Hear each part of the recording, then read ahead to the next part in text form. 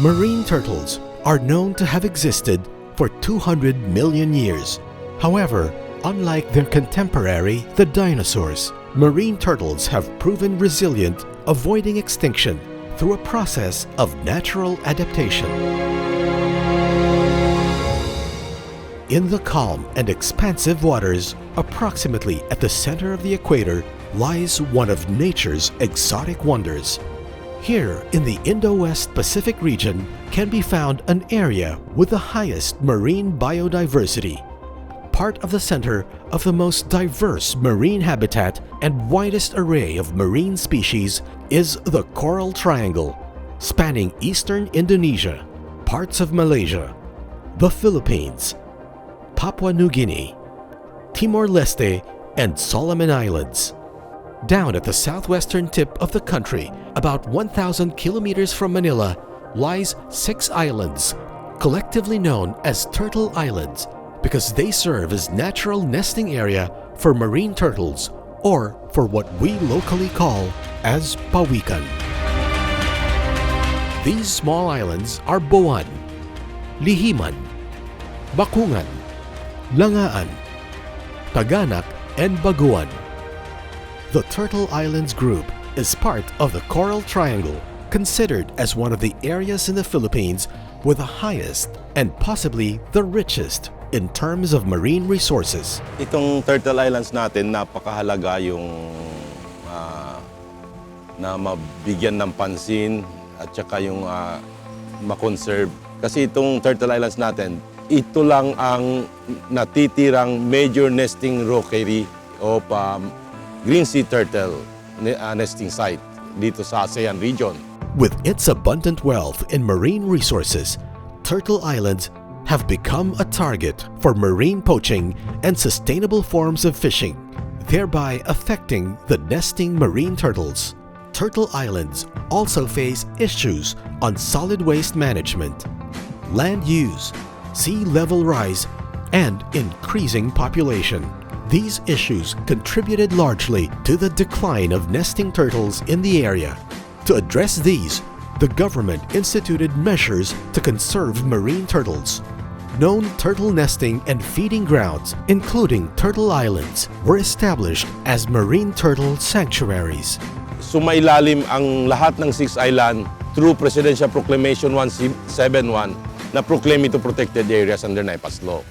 Regulatory measures were also imposed on activities that endanger marine turtles inside and outside these sanctuaries.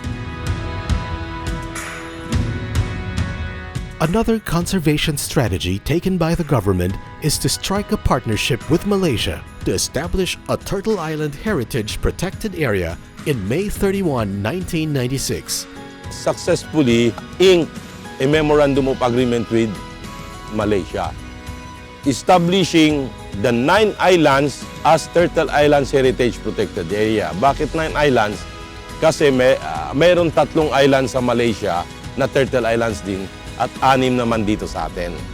Dahil doon, yung TIPA naging first transboundary protected area in the world.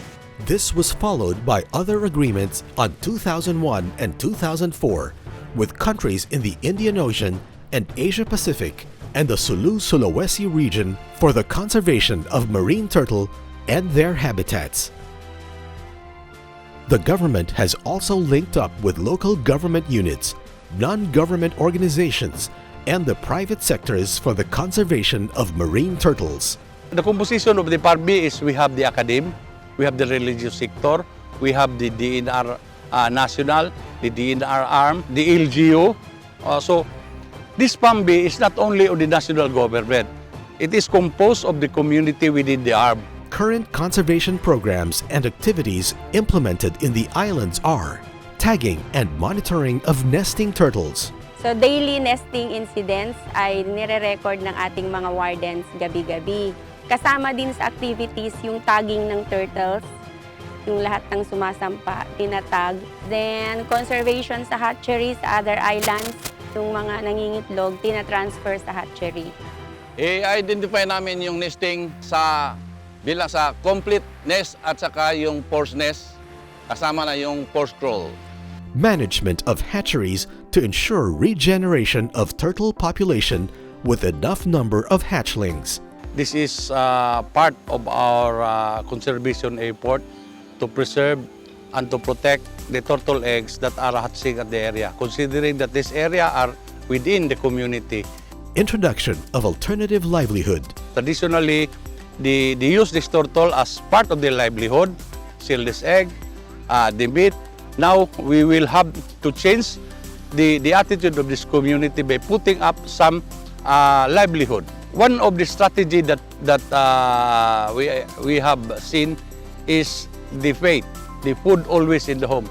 Engagement of communities and other agencies in conservation activities.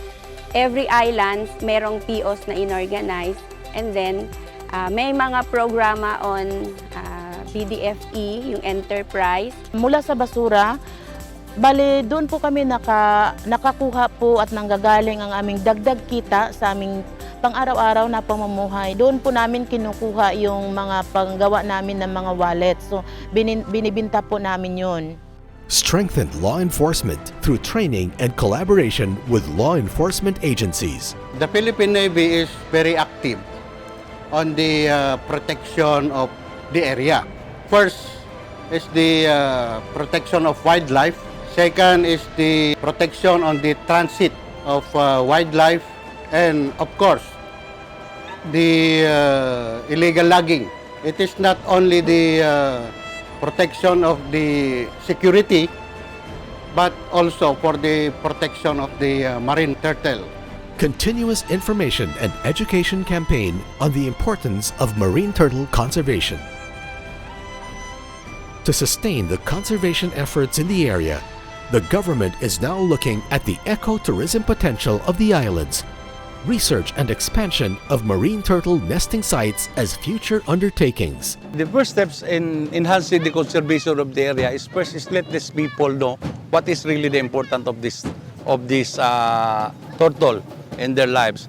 So second is we have to enhance also the traditional and cultural lives, of which we have started to establish the Senpayukan Festival.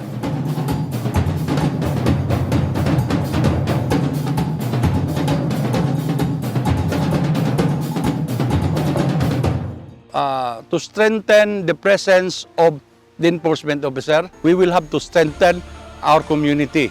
Gusto nating expand yung nesting area ng ating mga pawikan kasi currently lumiliit yung nesting area nila dahil sa pagdagdag ng mga settlements. Yung mga future involvement natin para sa research ay yung kukuha tayo ng mga tissue samples from the mga nesters at para malaman natin kung saan sila nagpa-forage. Nobody knows what lies ahead after the hatchling dashes into water from its sand crib. But what is sure is that marine turtles will roam the world as they have always done for ages, so long as the government, non-government organizations, private sectors, and the communities work together for their protection and conservation. The marine turtles will not suffer the fate of the dinosaurs.